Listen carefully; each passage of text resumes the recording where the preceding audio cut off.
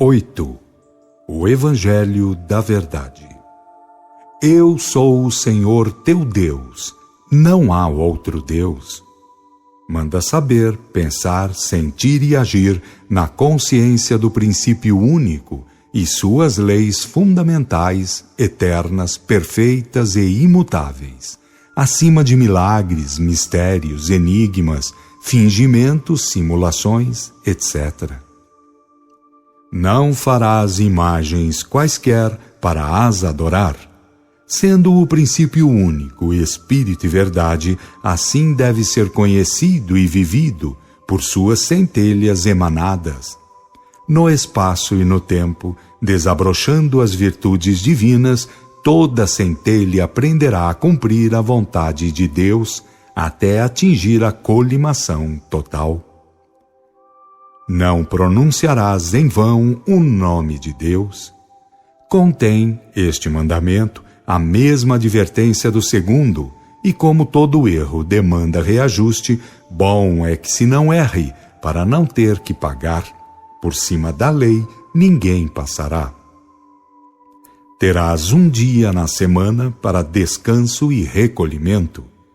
Para efeito de descanso e tempo livre proposital, o texto diz tudo, e se na forma pode haver pequenas variações, o espírito do mandamento é total.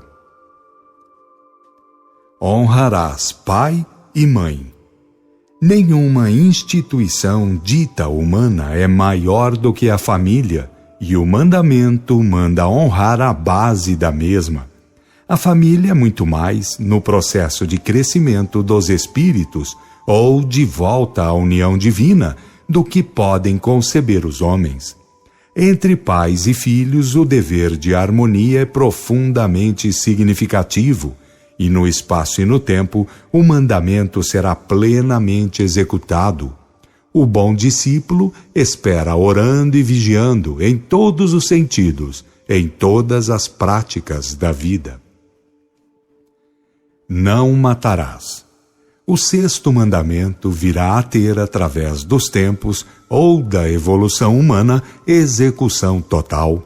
É muito mais vasto e profundo do que parece, e aqueles que puderem crescer no seu espírito, tanto melhor. Importa não cair na asneira de não engolir mosquito para logo mais engolir camelo. Não cometerás adultério. Já foi dito por antigos mestres de doutrina que a verdade é cortante como o fio da navalha e que o verdadeiro é aquele que transita por ele sem se cortar. Através do processo evolutivo, todos irão entendendo e executando o mandamento, aquele que é mais caro aos que constituem família, porque todo aquele erro que põe em perigo a instituição da família, por muito mais responderá. Para todos os efeitos, para toda e qualquer atividade social, confiança e fidelidade pairam altíssimo na contagem das virtudes espirituais. Tendo em virtude das deficiências humanas, de considerar a separação de casais, dizemos que muito mais errado é o desquite, que não facilita uma nova constituição de família. Acima de qualquer falha humana, coloque-se a possibilidade de realizar novo empreendimento familiar e nunca proibir um novo vínculo que realmente favoreça o cumprimento da vontade de Deus. Dos males, escolha-se o menor. Uma justiça divina paira sobre tudo e todos, e seus tentáculos penetram profundidades incomensuráveis para julgar e dar com justiça segundo realidades e merecimentos que escapam ao consenso humano. Não furtarás. Como ninguém passará por cima da justiça divina, quem prejudicar o seu irmão integralmente pagará. O desamor é fábrica de pranto e ranger de dentes. Não darás falso testemunho, sem deixar de considerar a mentira piedosa, que evita crimes, lágrimas, dores, etc., dizemos que o falso testemunho, como se o entende e como visa a advertência do mandamento, é tremendo crime. Com o tempo e a experiência que a evolução faz acumular, todos aprenderão o que é o amor e deixarão de praticar aquilo que nasce do desamor. Cada erro praticado é marca negra registrada no seu praticante e algum dia terá de ser desfeita, custe o que custar. Não desejarás o que é do teu próximo. Qualquer um entende que é não desejar de modo criminoso, contrário à moral divina. A lei é una em seu espírito, ensina divinamente certo e envia ao comportamento honesto, fiel e, portanto, divinizante.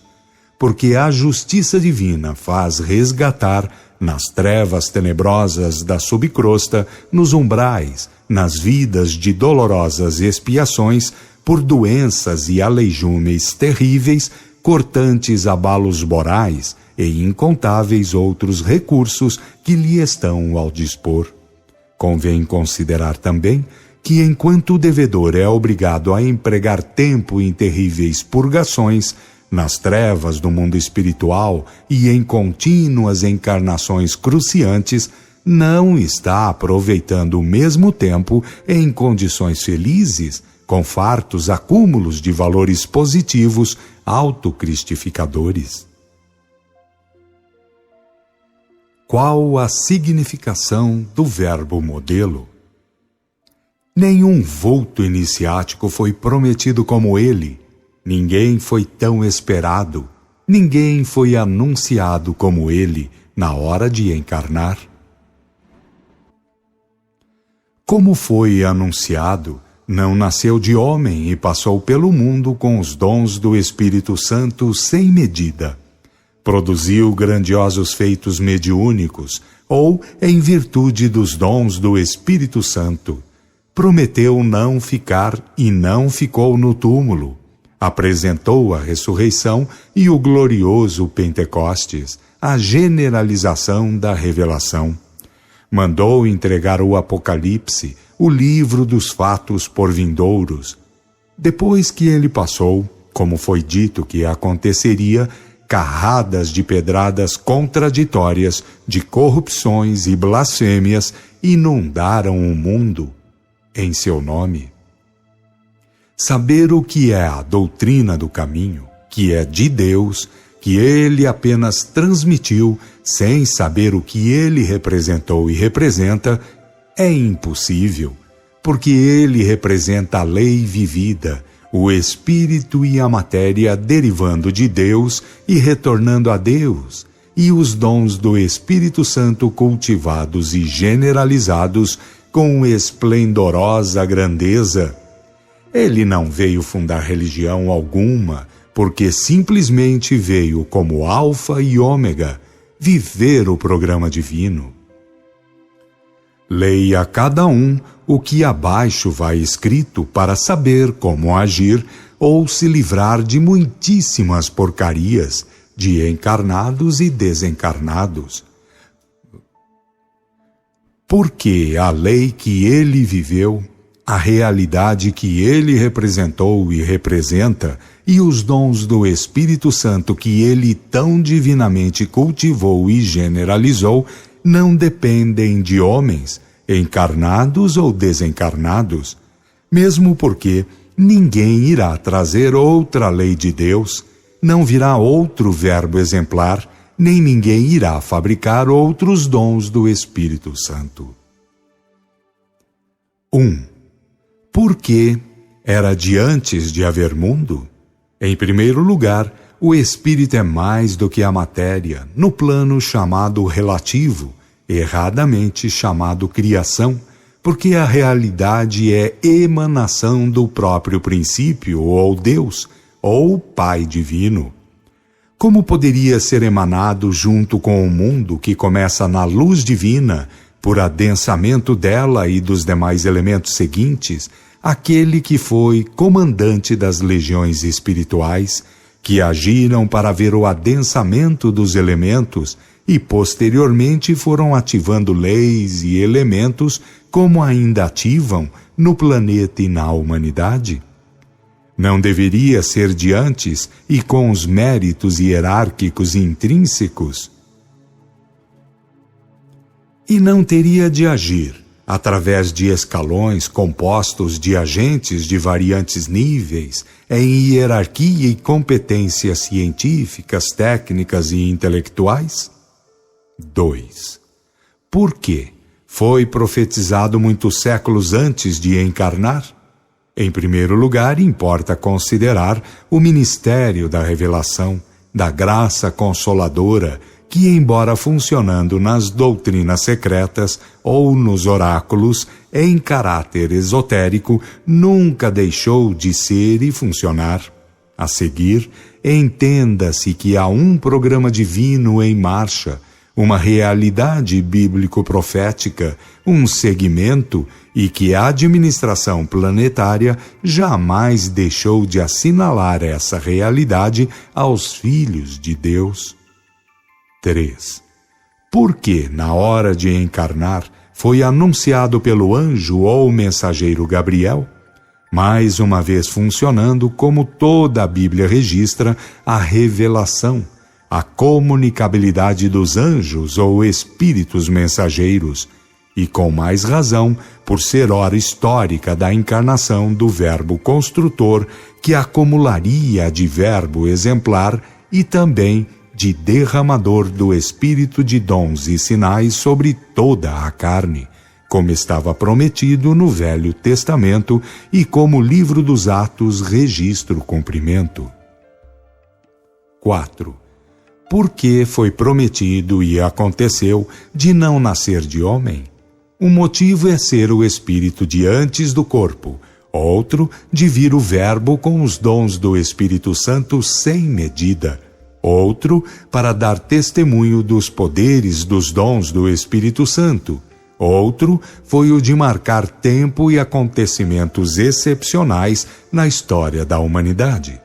Afinal, a lei moral já havia vindo pela revelação e com o seu nascimento por via dos dons do Espírito Santo vinha o verbo exemplar, representando o espírito e a matéria,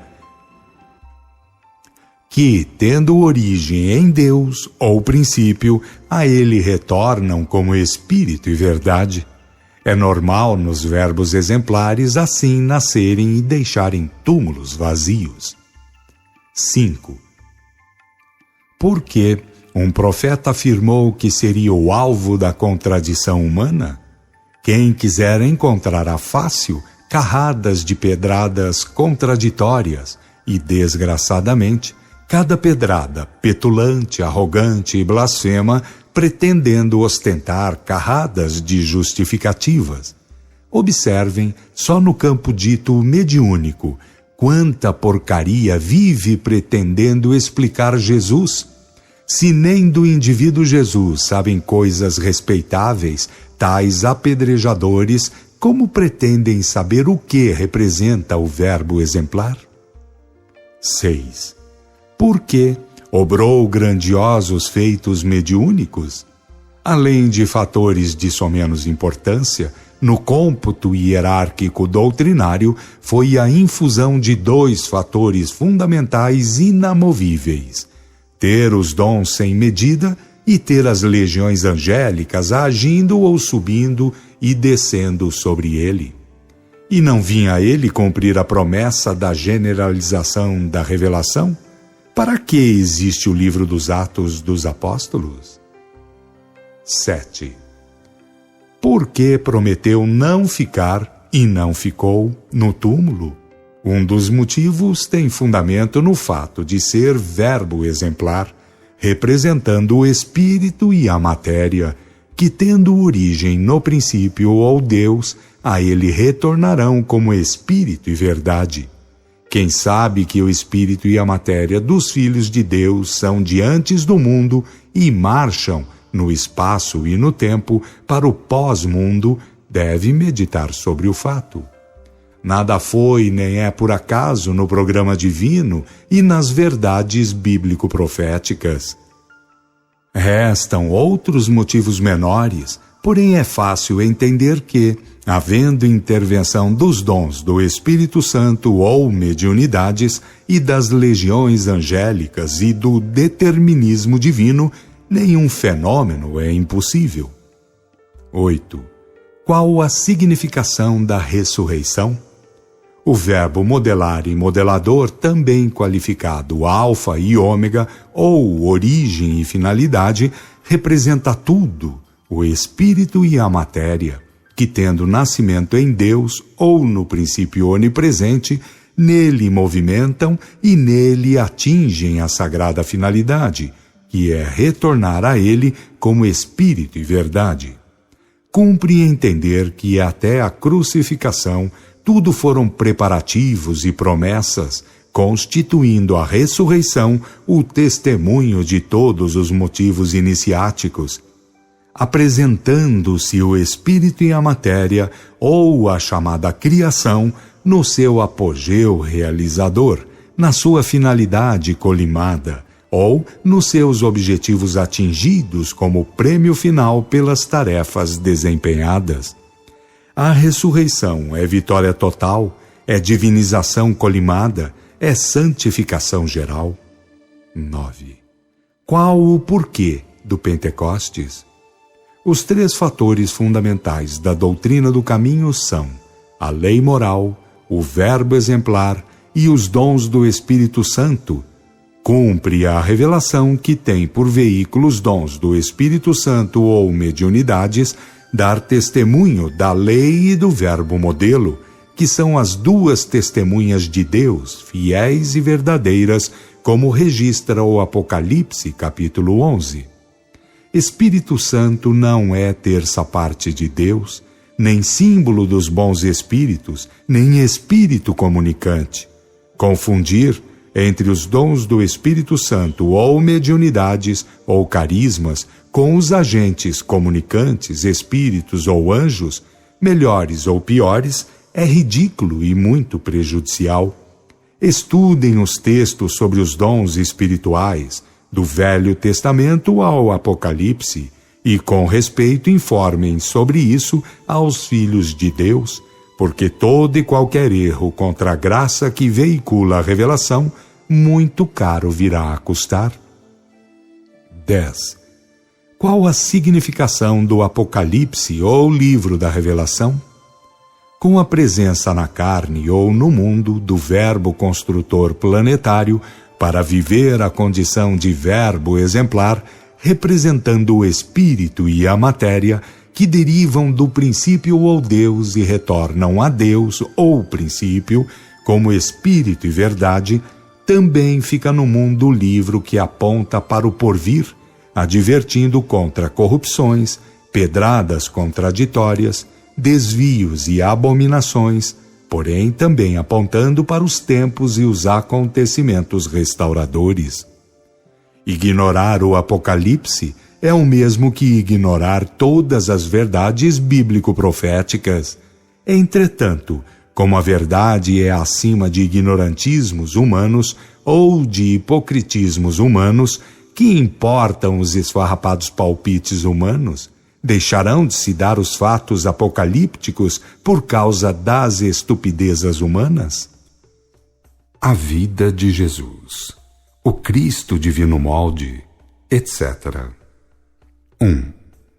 Em a Bíblia dos Espíritas e o Novo Testamento dos Espíritas, há explicações sobre a vida de Jesus e, principalmente, a excelsa doutrina ensinada e vivida por Jesus.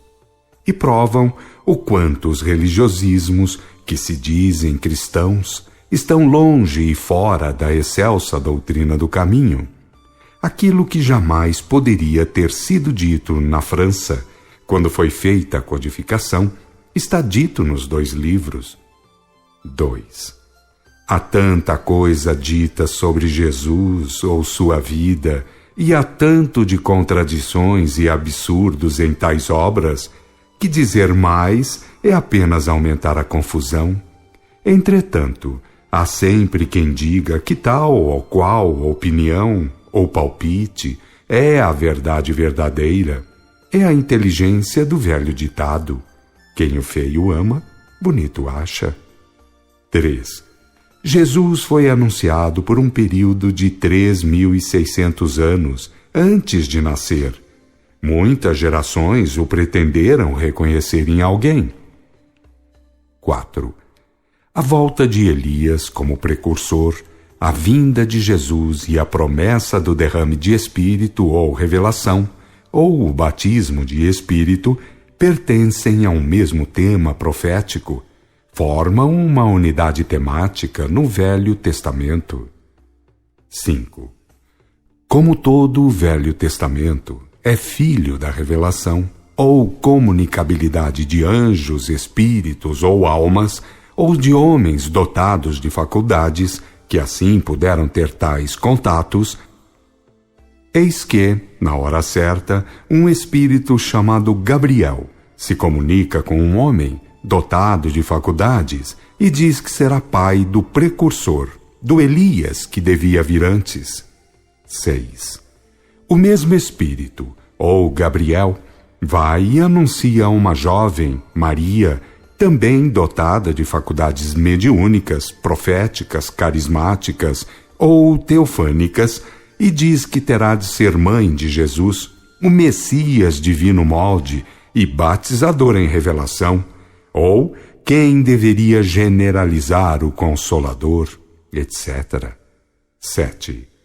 Nascem o precursor e o Cristo divino molde, com 6 meses de diferença.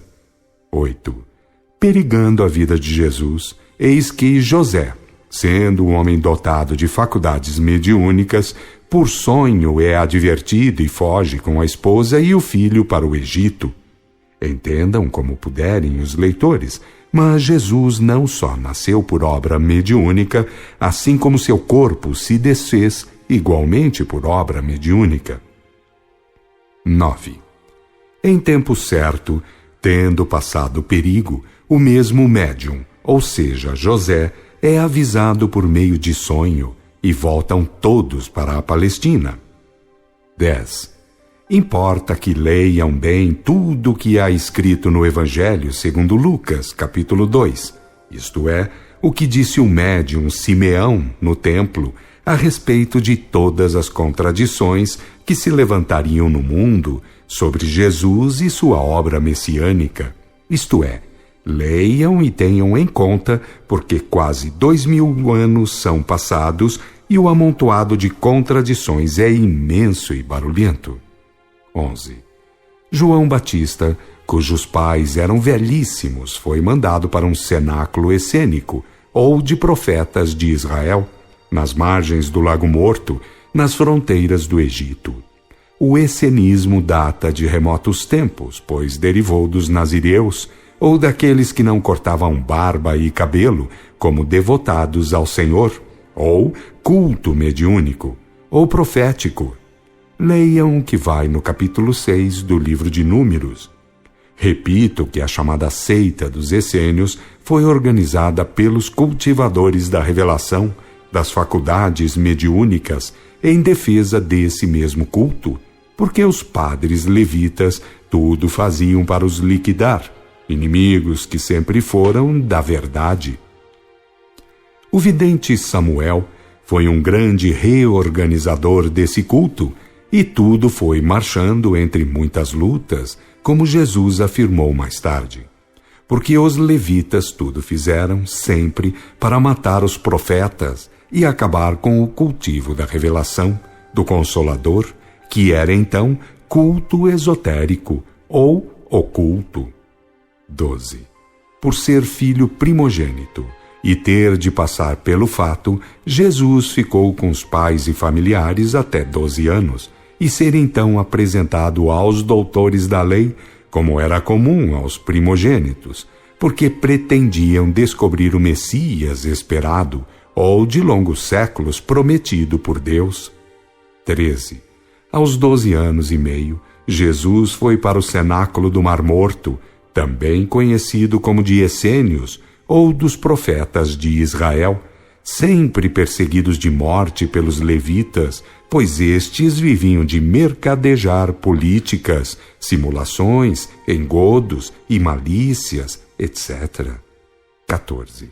Aquela doutrina secreta, trazida por Enoque da Índia, com os seus 7 graus iniciáticos fundamentais, tal era o que cultivavam os nazireus, os profetas hebreus, e isso aprendiam e cultivavam nos cenáculos essênios, e foi disso que João Batista e Jesus se inteiraram nos respectivos cenáculos. Cumpre dizer que na Pérsia, no Egito e na Grécia, principalmente, as ramificações iniciáticas eram as mesmas em suas bases. 15. De tempos a tempos, João e Jesus visitavam a família e se encontravam. 16. Por volta dos 18 anos, Jesus teve a grandiosa visão de Engade, em que se viu crucificado no alto de uma elevação no meio de mais 2 crucificações. 17. Cumprido o tempo, o plano diretor do planeta mandou João Batista fazer a sua parte, apresentar o divino molde derramador da revelação sobre toda a carne. João tinha 29 anos quando saiu para fazer isso. 18. Aos 29 anos, também Jesus recebeu ordem para dar início ao seu trabalho missionário.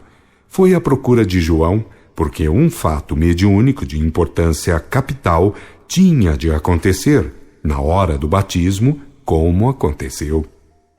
19.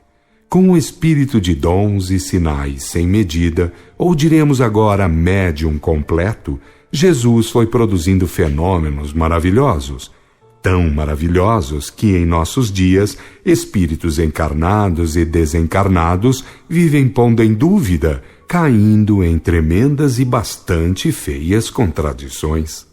Além do mais, como em outros tempos, durante a missão de outros grandes reveladores, uma verdadeira coroa mediúnica tinha função ao redor de Jesus, na pessoa de muitos discípulos e de pessoas que de nada disso tinham ciência, porém funcionando muito bem. 20.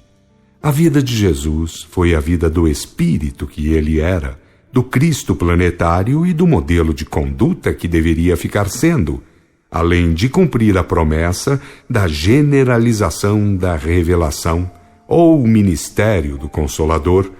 Leiam com respeito o que ensina o capítulo 2 do livro de Atos dos Apóstolos. 21. Durante a vida carnal de Jesus, nas reuniões íntimas, havia muitos e grandiosos fenômenos mediúnicos, a visão das legiões angélicas ou espirituais, de modo que o entusiasmo enchia os corações. Como durante a vida de todos os grandes reveladores, o plano diretor nunca faltou com a sua gloriosa atuação. O fenômeno do Tabor teve muitas repetições, e até muito maiores, embora os escritores as tenham omitido. 22.